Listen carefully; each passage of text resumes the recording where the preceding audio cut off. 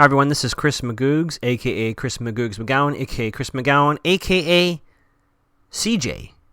And before we get started, I wanted to share two things because this episode deals with a storm. When I was really young, I was scared to death of tornadoes. Anytime there was a severe thunderstorm warning or tornado warning, I would be out of my mind. This was when I was in Chicago as a young lad. It was very scary and I was very much aware of it. But two, for some reason, those like sound sleep things, thunderstorms, especially rain on a rooftop, puts me right to sleep. I'm out like a light. Just a couple things to ease us into today's episode. Chris watches Pretty Little Liars. Chris watches Pretty Little Liars. Chris watches Pretty Little Liars, so he can help you figure out who's A. Hello, all you liars out there. This is episode 9. We're going to be talking about the perfect storm. So 3 of the liars are doing SAT prep. And at first, I didn't realize how important that was. That it's just Spencer, Aria, and Hannah. Spencer asks if people think she's scary. And Hannah and Aria don't do too much to relieve her of her fear. So there you go. We get a little mention of Noel Kahn. I wrote down that his father owns half of Rhode Island, so he's very well off. Alex was out of town at a tournament. Interesting. Things are good with Alex, with Spencer, which is nice. I just hope that doesn't mean he's A. That would be terrible. Something about a Mrs. Hastings. Who is Mrs. Hastings? So Spencer's mom walks in. She hasn't been too much on this show, has she? She's been in 2 episodes so far. Yeah, I mean, I understand how guest stars work. It's just interesting how, a big person in a character's life, they're just gone for episodes and then they show up like they've always been there. But anyway, she kind of walks in and apparently Spencer has not told her mother about Alex. So there's a little bit of like, everyone shut up. Played for laughs, although as we'll see, not all laughter. Then we see Emily coming into her room, covered in mud, like soaking wet. And then she puts something underneath her bed. I don't know if everyone noticed that. I think when I first watched this episode, I assumed it was her shoes, but they make such a point of her shoes being dirty. I don't think it's her shoes that go under her bed. I think there's another item, and I don't know if it's the bowl, the figurines from the bowl that go in there, or something else entirely. It's done very quickly, but I think there's something there that we may find out more about in the future. I don't know. We get a text from A, so apparently A saw the whole thing. There's only so much you can burn, Emily, which is not what we saw. That was a weird text from A. That was a double dash A, just for the record. We jump to, I guess, the next day. The SAT may not happen because of a big storm. Again, this show is very good about setting up the next few episodes. So I don't know if you recall, they were speaking about some rain and some storms an episode or 2 ago. Like this was going to be an issue, is the rainstorms. And here we are dealing with it now. And they do this again later on in this episode. So it's a little pattern. So comments that seem offhand or just filler are usually setting up for a future event. It's good. Maybe a lot of shows do it. I just didn't notice it. It's not something I noticed because this is a very serialized show. So on one hand, nowadays it seems very normal, with our Netflix and everything. But at the time, 10 years ago, it just seems really clever to say, hey, there's a storm coming, and then actually an episode later we deal with the storm. It sounds minor, but it adds a continuity and a realness, but also means usually everything someone is saying on screen is intentional. There's a lot of intention there from our writers. Then we have this weird awkwardness with Spencer's mother and Alex. There's some sort of familiarity there, and Alex even says, good to see you again, or meet you again. Sorry, Alex, that is what we call a lie. So Alex lies. Now, granted, it's for a good reason. As we find out later, he says, your mother should tell you. But still, as someone said earlier in the show, everybody lies. I believe he was a police officer. Of course, the creepy detective is here. Is there any door he can't get into? So he reveals to the liars that the memorial was vandalized. Creepy detective confronts Emily at her locker, and he thinks she's covering for him in some way. He thinks either she knows where he is. He tells her Toby's was last seen at a gas station on the interstate, but we probably already know that. So yeah, I don't know. We cut to the library, which I guess is where they're holding people for the SAT, or they're taking it there. I'm not quite sure. Creepy detective walks in again, and lies again. So the cop is like, and the creepy detective says, "Where were all of you?" And she says, "I was with my friends here." And they know this is not true. Arya's mom shows up to Proctor, and I guess she's now going to be teaching. I don't know if it's like a substitute teaching thing or semi-permanent, but Mom's going to be around at school more often, so that's going to be interesting. Arya is currently avoiding dinners with her mother, and this scene in particular, I wasn't sure.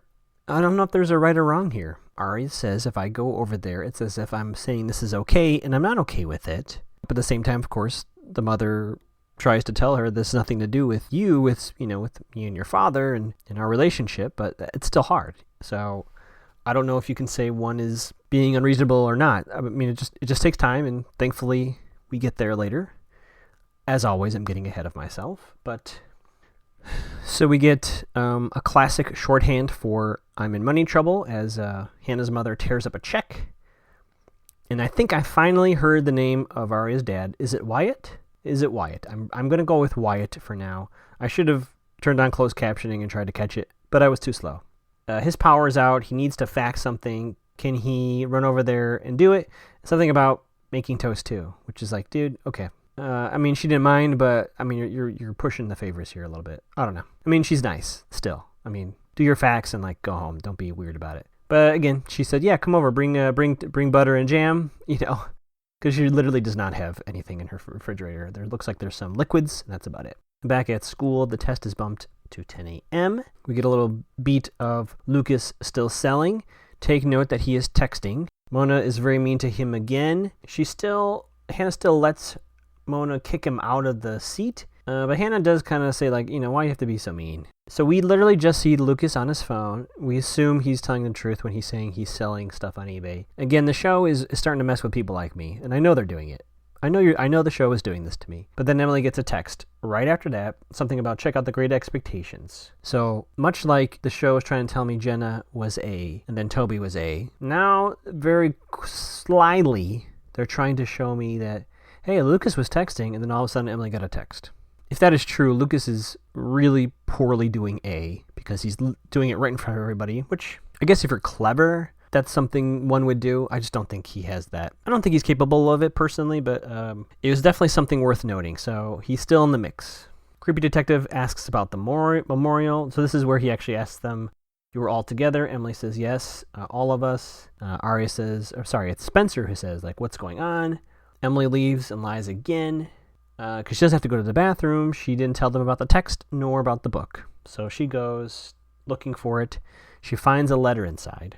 It's a letter addressed, I actually wrote this down because it took me a few times to go through it. It's August 28th, 2009. Now, granted, the creepy detective says this later on anyway. I don't know if this is where she reads the letter, but I actually wrote down the letter, and I don't want to read it all to you, although part of me thinks that I should. But basically, this letter was sent, because the postmark is when it gets to the post office, right? So the letter was sent on the 28th of August. Allison's gone on the 1st.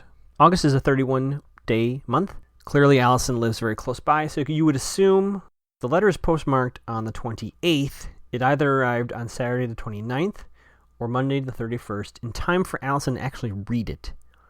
I'm assuming that she did, although we don't know that necessarily. But if she did, the party that night in the barn, you don't see any sort of tension. You know what I mean? So like this letter that Emily sends is pretty vulnerable and pretty, she's hurt. And she kind of wants to get some answers as to what's going on between her and Allison.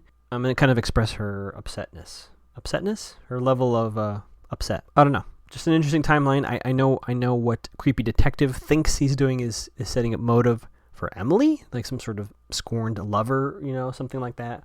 Of course, you and I don't believe that for even a moment, but whatever the larger thing going on here is, the timeline there has something to do with it. And then another text comes to Spencer. Define desertion. You're about to lose one of your friend Emily, or something along those lines, right? So I wrote in my notes, now A makes a spelling joke. Now, one could say A knows they're taking the SAT, and that anyone taking the SAT would assume it's just a general SAT joke. However, we were specifically shown a little back and forth about this spelling thing. And the only people in the room, Arya, Hannah, and Spencer. Maybe Melissa was eavesdropping, of course, it's possible. But I am beginning to think A has some sort of surveillance on all of the liars. The timing is too specific. The jokes are too specific. The insults, the insight. Unless it's someone who is invisible around them at all times, A must have bugged their homes, which is taking this to a creepier level than even I thought the show would go. But here we are. I don't know. I mean, again, it could be a coincidence. Maybe A's just taking a stab, or if it's Lucas. I mean, I guess no, he wouldn't have heard that. He would not have known that. Yeah. So I don't know. It's very interesting. I don't know. I don't even know how that would even be possible, to be perfectly honest. I mean, it makes my Quantico theory not seem so wild, because only they would have the manpower, capability, technology to like monitor 4 different houses at all times, but then to have someone like creepily text suspects it doesn't seem to be very legitimate. Yeah, so Alex is taking the test at the school, which is, hey, I'm gonna let it go. I'm gonna take the leap of believability there. One could say this is a way just for the writers to have Alex in this episode, right? And just kind of like, he's taking the test at the school. Make it easy. Or if you're conspiracy minded, A needs to be close to their prey. Maybe Alex wanted to be there to do some A stuff. I don't know. Spencer asks him about the weirdness with her mother and him, and he's like, you know what, I don't want to talk about it. And he walks away. Kind of weird. I can't talk about this.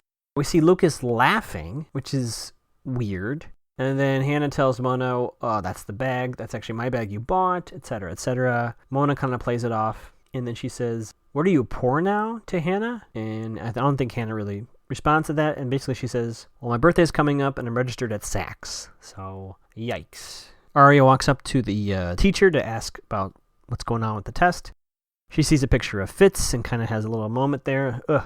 Arya just kind of wants to leave, or I don't know what she wants to do, but the teacher's like, no, you got to stay here. There's a tornado watch, or warning, I forget which of the two. Then our friend Noel Kahn, stands up and close talks about going to a game. Now again, Noel was sitting close to the table with the 4 liars. We know Noel was at the memorial. So Noel, I don't know. I'm a little suspicious of Noel. We'll follow him this episode. Keep an eye on where Noel goes. Noel goes? Noel goes. There we go. Third take. So we get Wyatt. I'm not confident that's his first name. But Wyatt's trying to do a fax to Mike's lacrosse coach. Wyatt's kind of drowning in the responsibilities that his wife would have normally handled in the family dynamic. So he's kind of freaking out. But Hannah's mom is just kind of laughing it off. She's okay with it all. And she's very empathetic. I don't know. Yeah, I guess they're divorced officially, her next husband, since he's engaged. I'm assuming they've finalized that paperwork. So she understands all of this. If anybody in this show would understand where he's coming from, it would be her. We go into a little room in the school, and Noel plays a song. Here's a suspicion number 2, a song that Arya's parents always sing. Quite a coincidence there, Noel. Quite a coincidence. So they start singing. I remember feeling it really strange in the moment. If this were just like a normal teen show, this would just be like a corny, like, oh, he's trying to woo her through song. Because I see A around every corner, I'm stuck on Noel knowing this particular song that Arya would know. Strange to me. Emily thinks she sees Allison in the book stacks. Then we get a flashback. The main point of the flashback is that Emily and Allison actually kiss. That's the headline here. But I noticed Emily's dream. She says she had a dream that Jenna came out looking fine. That everything was okay and like everything was okay with Jenna and all of them. And Allison says, this is why I love you, which is, oof. That hurts even more because you know what's coming. Yes, and here's the actual letter. I did have it out of order. I wrote down the entire letter, and it's exactly what you think if you didn't do that, which, probably a normal person would not. It's exactly what you think it would be. She developed feelings, and, having the moment in the library, Emily felt certain things, or thought something was happening. And then as we'll see in a future flashback, Allison just really cruelly rejects her, and it hurt. And she wants her to know that. And I want to correct myself in the moment here. It was actually postmarked August 29th, 2009, because I slowed down the actual envelope. So if that's the case, so she might have gotten it on Monday the 31st or Tuesday the 1st. I don't know. So Noel and Arya sing the entire song, apparently.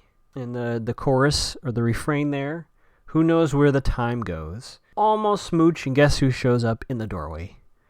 Sogging wet, haircut Fitz. And he trying to covers it.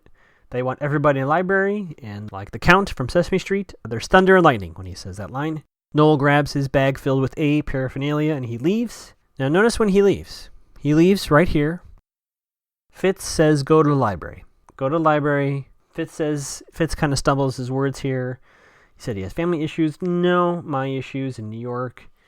He was trying to get a job. Apparently didn't work out. The haircut comes up again. Boy, I had no idea haircuts. Mock me if you want, audience. I will gladly take the blame. I had no idea a haircut was so significant. They're still talking about the haircut. It's been, I don't know how long. You got the haircut for me. So we go to Wyatt and Ashley, right? Ashley? Hannah's mom, Arya's dad. They're drinking the white wine. He wants to put some ice in there. And then he says to her, do you know why Ella left? And she nods. And he says, does everybody know? And she's like, yeah, and she nods again. But she doesn't take sides. And which is interesting because I don't know if we know exactly why her and her husband separated. That's not really been discussed as far as I recall. Fun story, kind of dishing on Transformers 2. And he kind of sort of asks her out in a weird way, I think. He does it kind of accidentally, and then they're like, yeah, let's do this. Mona insults Lucas again. Something about looking for his penis, I guess. And Hannah tells her, she gives her another Wizard of Oz joke, and it really upsets Mona. Like, now they're enemies. We get the second flashback, Emily and Allison in the locker room. I'm not quite sure what the term of this is.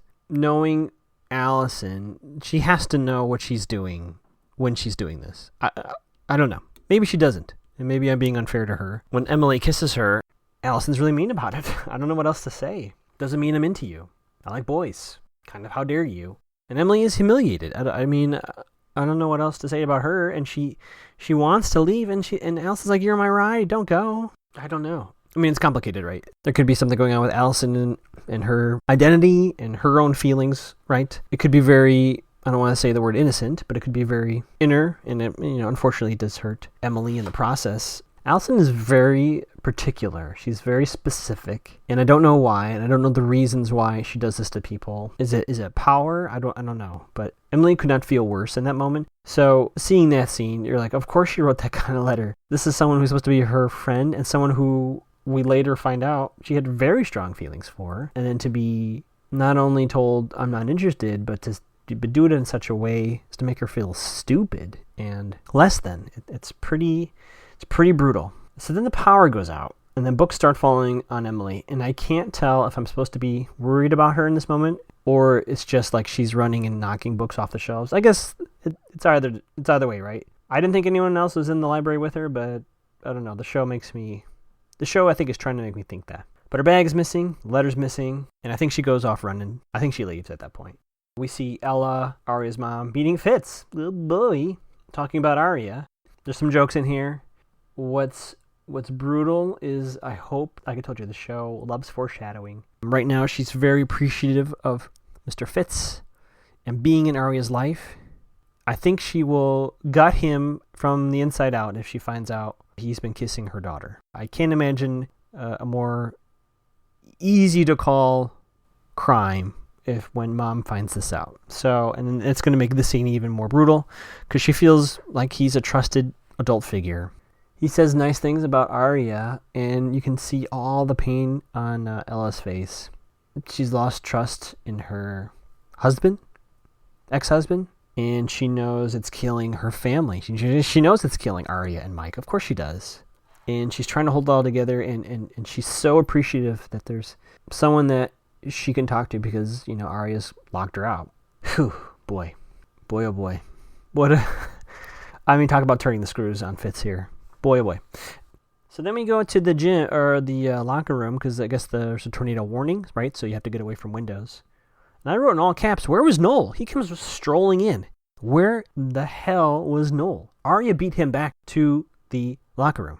Where was he? What was he doing? That's now 3 things in one episode that's very suspicious about Noel. Hannah, again, I'm a big fan of Hannah, as you know. She will assume she knows what's going on and then like take it 2 steps further. So she says to Emily, if you're hooking up with Maya, it's totally cool. You can tell everybody. And Emily's like, no, A, that was not what was happening, and B, let's just not talk about it.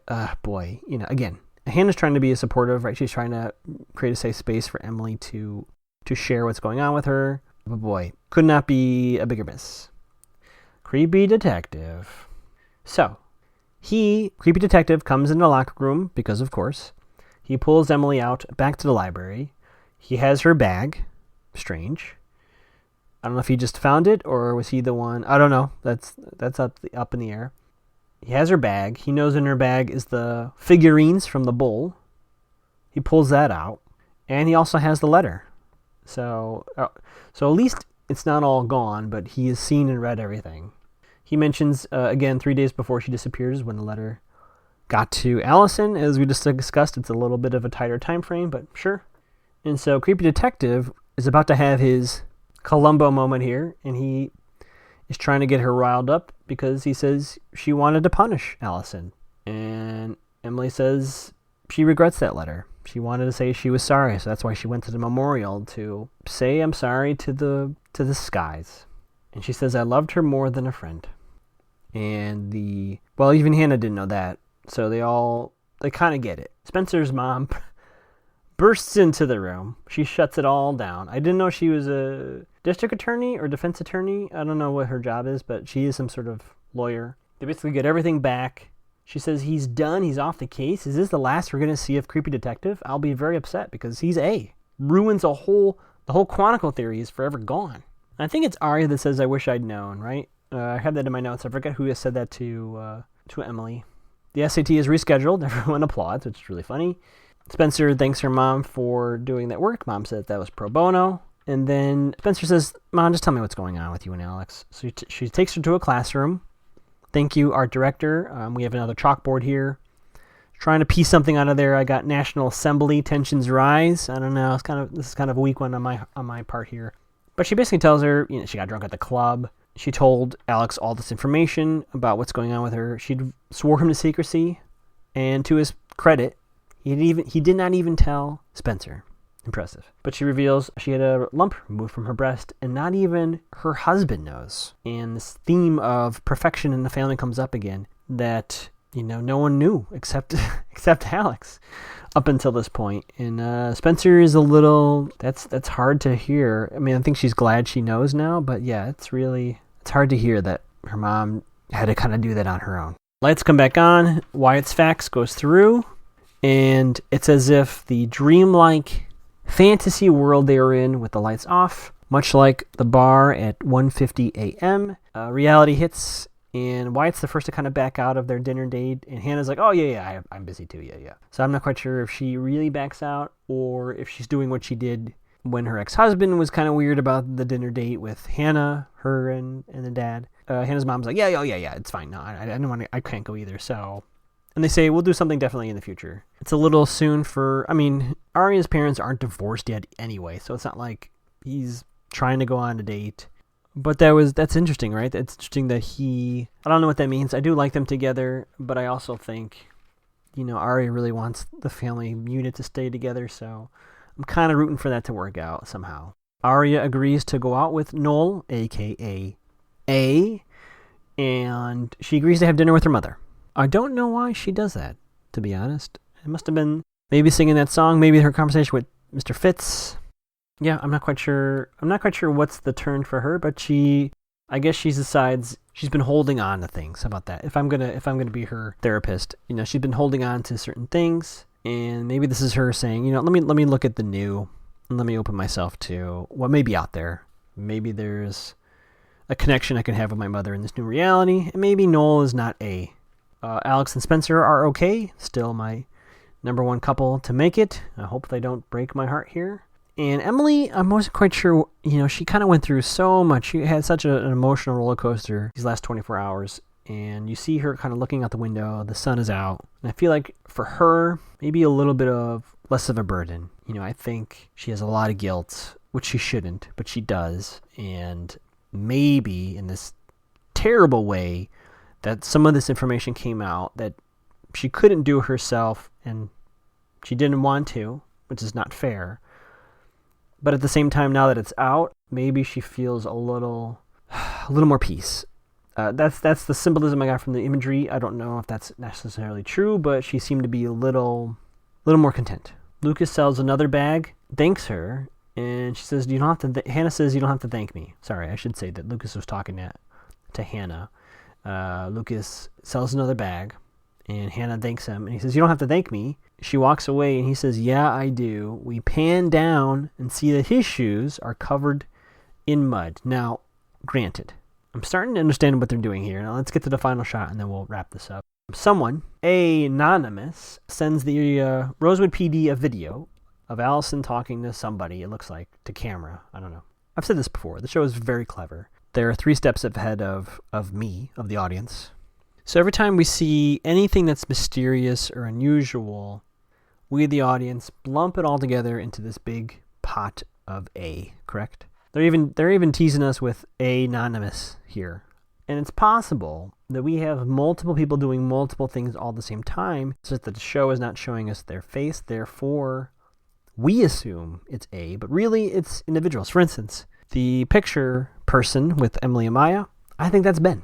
The person that destroyed the memorial, that was Lucas. Because Lucas has a lot of anger towards Allison. And he says he's sorry because he knows that they put a lot of work into that. So anonymous, I think, also has nothing to do with A. So I think what we're seeing here is we're being distracted by abusive or unkind or illegal or destructive things, but they're not necessarily all A. And I don't know when the show's going to start tipping their hand as to that's what's going on here. I'm assuming once they do it the first time, the dam breaks and we'll figure it out. But I got to say, if we're going to update our theories, I don't know why and I don't know how, but Noel Kahn has been really aggressive, and this is like a Clue mystery. He was gone for a good chunk of the time during the storm. Playing the song that Arya's parents know is a little specific. The fact that he was at the memorial and also sitting close to their table at this the SAT. He's around Sean a lot. So he has a lot of access to he's access to Ben, I think. I think they're friends. I think he was at the party. If I remember correctly, he and Sean are the ones playing foosball. It's not just Ben the whole time. So I'm going to say Noel. I guess I'll put Mona in there because I've had her for so long. Noel and Mona. But mainly Noel. Now, why Noel? I don't know. Again, there's a big piece of information that we don't have because, again, this level, to find this letter that Emily sent Allison, first of all, to get to the library, put it in a book that has a special meaning to the two of them, to send a text, to leave it for the police officer, etc. This is a lot of work, a lot of lying, a lot of running around. There has to be something of equal weight to make you do all this. So until we find that out, it's tough to give you motive. But I'm trying here. So in conclusion, usually I try to do these as jokes, but I'm going to be a little sincere on this one. This is a theme of the show, but it comes out here in almost every storyline. Being honest is hard. Very hard sometimes. Because sometimes that truth is going to be hurtful. And the person that will receive it may not want to hear it. But in every story that, in this episode, holding on to the truth and not confronting it ends up causing more harm. The person not only gets the information that was going to make them upset, but then they have to deal with the fact that they didn't know for so long. So, in honor of the perfect storm, if there's something that you've been putting off telling somebody because you're afraid it might upset them, you should probably do it, because A is going to hold it over your head for some reason, and we don't want that. Okay. I think I've said enough.